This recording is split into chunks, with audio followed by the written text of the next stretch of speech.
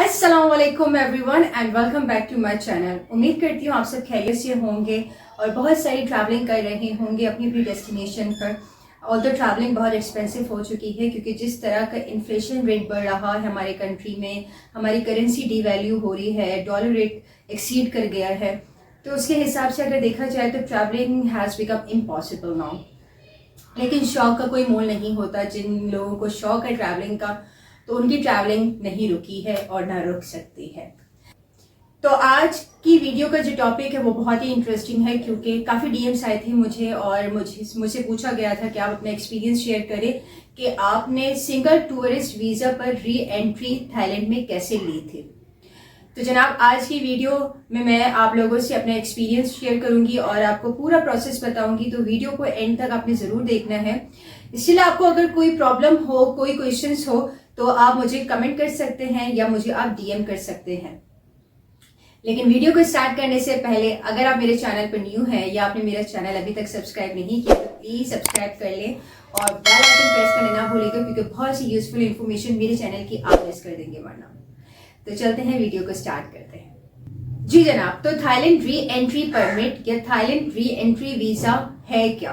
Thailand re entry या Thailand री permit means कि थाईलैंड आप एंटर हो गए और थाईलैंड से आपका प्लान बनता है किसी दूसरे कंट्री ट्रैवल करने का, किसी नेबरहुड कंट्री ट्रैवल करने का। अब आपके पास सिंगल टूरिस्ट वीजा है लेकिन आपका माइंड बन गया है कि आपने किसी दूसरे कंट्री ट्रैवल करना है इन्हीं दिनों में, तो इस सिनेरियो में आप री एंट्री परमिट अप्लाई कर सकते हैं। मींस कि आप एक बार सिंगल टूरिस्ट वीजा पर एंटर हो गए और उसके बाद आप जिस कंट्री जा रहे हैं ट्रैवल करने, दूसरे कंट्री ट्रैवल करके दोबारा थाईलैंड री एंटर हो सकते हैं। इस री एंट्री वीजा को अप्लाई करने के दो तरीकेकार हैं। मैं दोनों तरीकेकार आपसे शेयर करूंगी, लेकिन सबसे पहले बात करते हैं इसकी वैलिडिटी के बारे में। तो जनाब इसकी जो वैलिडिटी है वो बिल्कुल सेम सिंगल टूरिस्ट वीजा की है। मतलब जो आप सिंगल एंट्री लेते हैं उसके ऊपर आपको 60 डेज का स्टे मिलता है। उस 60 डेज में आपने 10 दिन थाईलैंड में स्टे कर लिया। अब 10 दिन आपका प्लान बना कि आपने मलेशिया में स्टे करना है, तो 60 डेज में से आपने 10 दिन थाईलैंड वाले और 10 दिन मलेशिया वाले आपने माइनस कर दिए। मीन्स आपने 20 डेज माइनस कर दिए, तो पीछे रह गए आपके जो रिमेनिंग डेज। वो रिमेनिंग डेज आप दोबारा थाईलैंड आके स्टे कर सकते हैं री एंट्री पर। अब बात करते हैं इसके तरीकेकार की। दो तरीकेकार हैं। एक, आप डायरेक्ट थाईलैंड से अप्लाई कर सकते हैं। एम्बेसी से अप्लाई करने के लिए आपको ये सारे डॉक्यूमेंट्स हैं जो मैं अभी शेयर कर रही हूँ स्क्रीन पर, वो आपको सारे जो है एम्बेसी में जमा करवाने होंगे।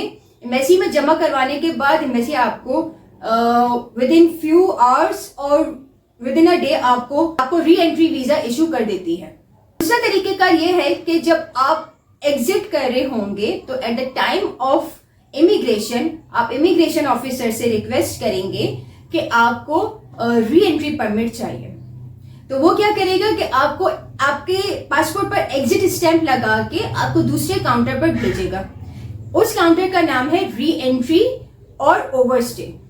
जब आप उस काउंटर पर जाते हैं तो उस काउंटर पर जो डॉक्यूमेंट्स जो ऑफिसर आपसे मांगता है वो ये है, आपका राउंड ट्रिप, ठीक है, थाईलैंड का जो आपका राउंड ट्रिप था वो, और जिस कंट्री आप ट्रैवल कर रहे हैं उधर का टिकट, और वहां से वापसी पे जब आप थाईलैंड आ रहे हैं, मीन्स कि जिस कंट्री आप जा रहे हैं वहां का भी राउंड ट्रिप, जब आप यहाँ से जा रहे हैं और वहां से वापस आ रहे हैं तो वो टिकट आपने शो करना है। साथ में आपका कोविड वैक्सीनेशन होगा।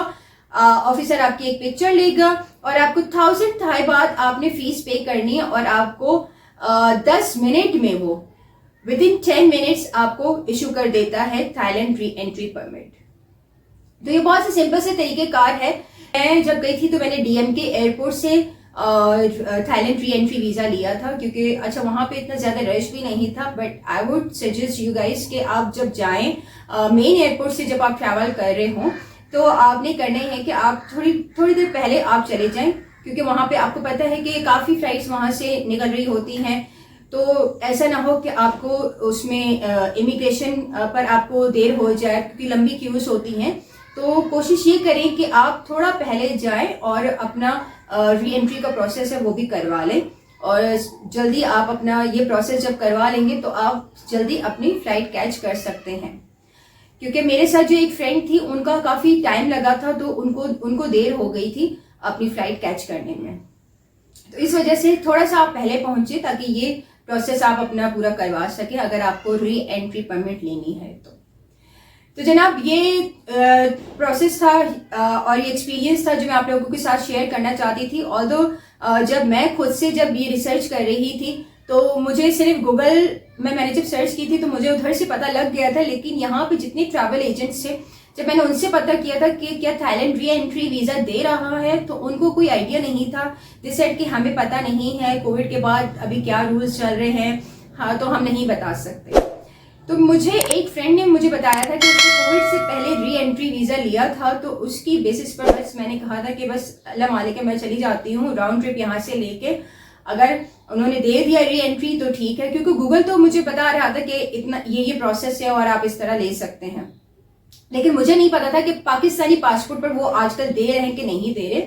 तो पाकिस्तानी पासपोर्ट पर भी वो दे रहे हैं, तो आप री एंट्री परमिट अप्लाई कर सकते हैं। और थाईलैंड से आप किसी दूसरी कंट्री ट्रैवल करना चाहते हो तो वहां से ट्रैवल करके दोबारा थाईलैंड री एंटर हो सकते हैं।